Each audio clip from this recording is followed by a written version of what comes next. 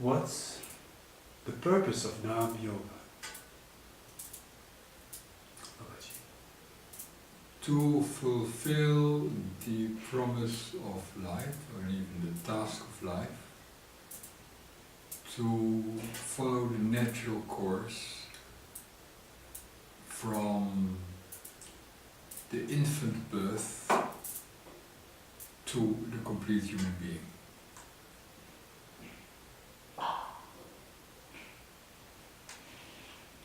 How do I put Nam Yoga in practice?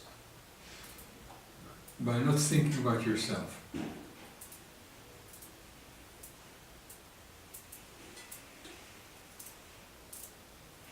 What are the principles of Nam Yoga? That you are that what is outside of you. And that you manage that which seems to be outside of you in such a way that the resonance that you represent matures.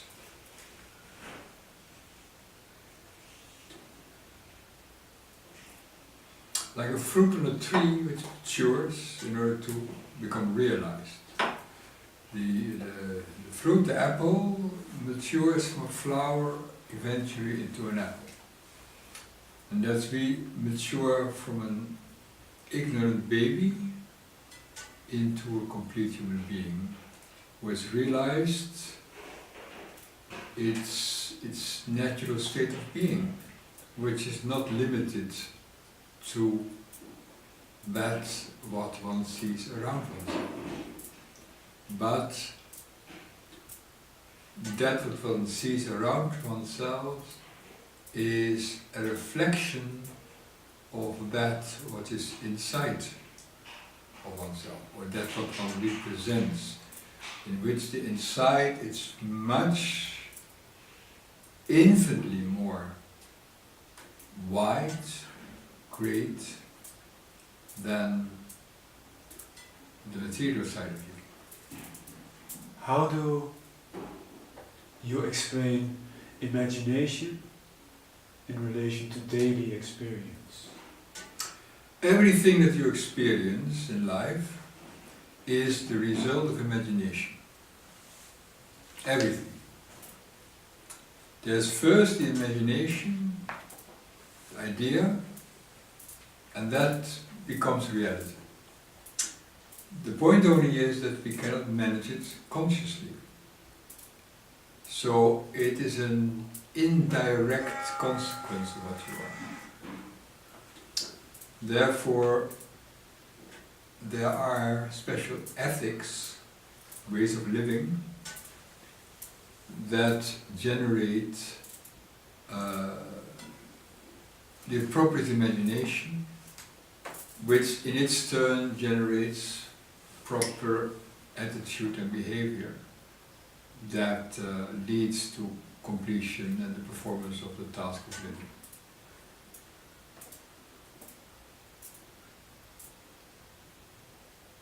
Is this life that we experience on the planet a preparation for next life?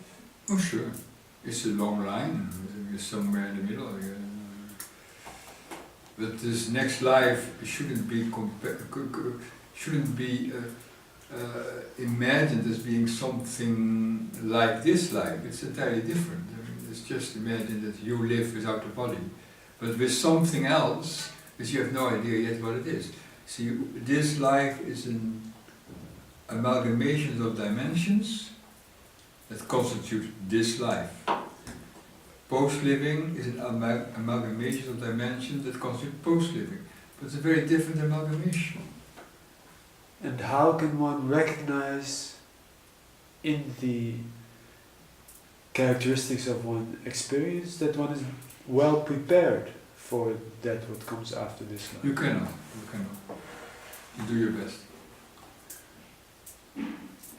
You can never know when you are complete. Completion is always ahead of you. You can only be on your way towards completion.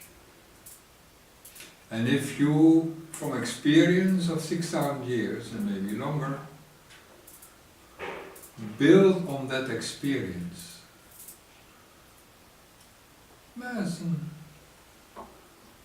like a wager of Pascal. You know the wager of Pascal? Please.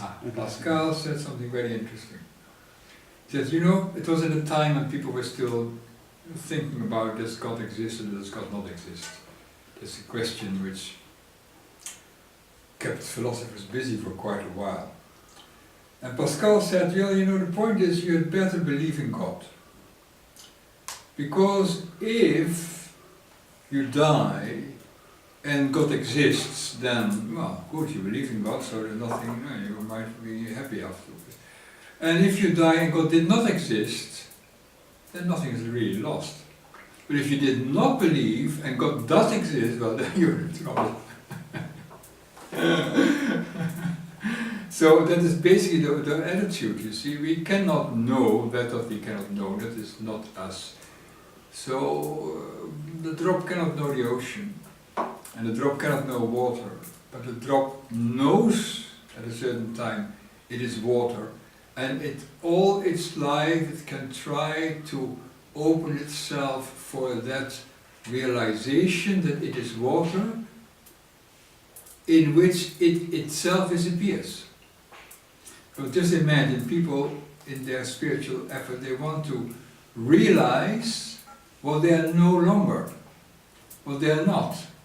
But as long as I want to realize that, you will never realize it, because the realization is the annihilation of the one. So that's the way you are always on a way to do the best possible with the limited means we have as human beings, which are enough for living as human beings, and make the best of it within those parameters.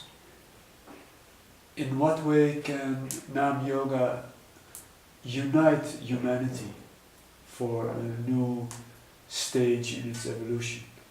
Nam Yoga is so much derived from primordial thinking.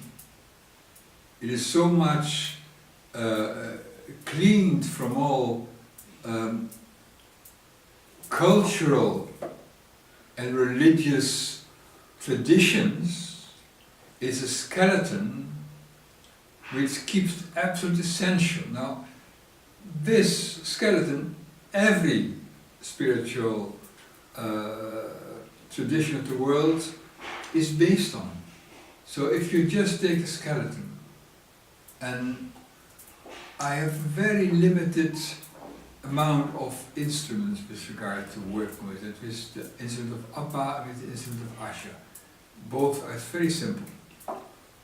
Would you say that's enough? So that everybody shares in it. So a Hindu who is serious can discover, yeah, that's what I'm doing. A Buddhist can discover, yeah, that's exactly what I'm doing. A Chinese can discover, yeah, exactly, that's what I'm doing. And that's what Nam Yoga is.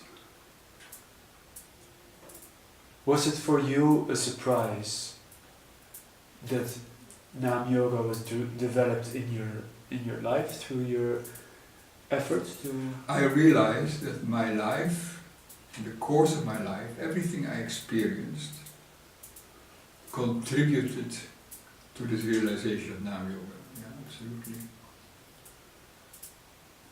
Inclusively, let's say the discovery of phenomenology during my study as sociologist. That exactly, it is spiritual phenomenology what we are doing. So it's applying a spiritual, a philosophical method in a different field. And you cut down, you cut down, you cut down, you cut down. That's what you do. So you try to get to the root of attitude, to the root of perception, to the root of our spiritual endeavor. What See, would your what are we message doing? be in specifically to the world leaders, to Mr. Putin, to Mr. Trump, to all the important figures in the geopolitical game who have the responsibility to manage the world banking system and armies? Well, there are two messages. One is the personal message for that leader personally. You see, a leader has the task of being a leader. And I would personally tell them, never think that you are doing what you are doing. Know that you are performing a task which you got and which you have to do as good as possible. Now, what is as good as possible? Exactly in the same way of thinking, it is to benefit or to contribute to the benefit of others, to the well-being of others. That's what you're doing. So, like every human being, the task of every human being is contributing to the well-being of others. That's the only task, because that is sharing in oneness. Now those leaders, they have a bigger task, wider task, so to have more people. So that's what their thing. And the second thing is that, which basically derived from it, perform your task as good as possible. Lead the country so that as many as possible people can benefit from it. Do you believe still we need the infrastructure on this planet with the nation state? What we get, we have, and we have to start from there. Now, we see already we see movements that the nation state is an invention, which is only a short time in history there are nation states. There will come a time when these nation states are really antiquated. Like the big empires of the past, they're also staged. The Mogul Empire, the Arabic Empire, the Roman Empire. These empires were also defined by time, and their nation state is defined by time. And there will come something else which is already being prepared.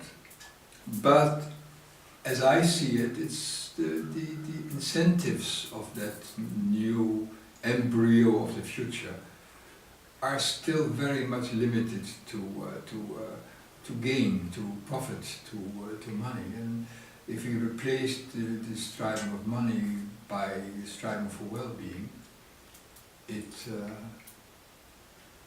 future can be very beautiful. And as a last theme, health and diet. What would you suggest the person of the in this contemporary ecological phase we find ourselves in? Your body is the instrument for performing the task of living. The task of living has nothing to do with the body. So what you do is the body is the instrument. You have to take care of the instrument. So you have to preserve the instrument as well as possible. You have to live as healthily as possible. You have to avoid risks as much as possible, so that your instrument is always optimal in order to perform your task with it.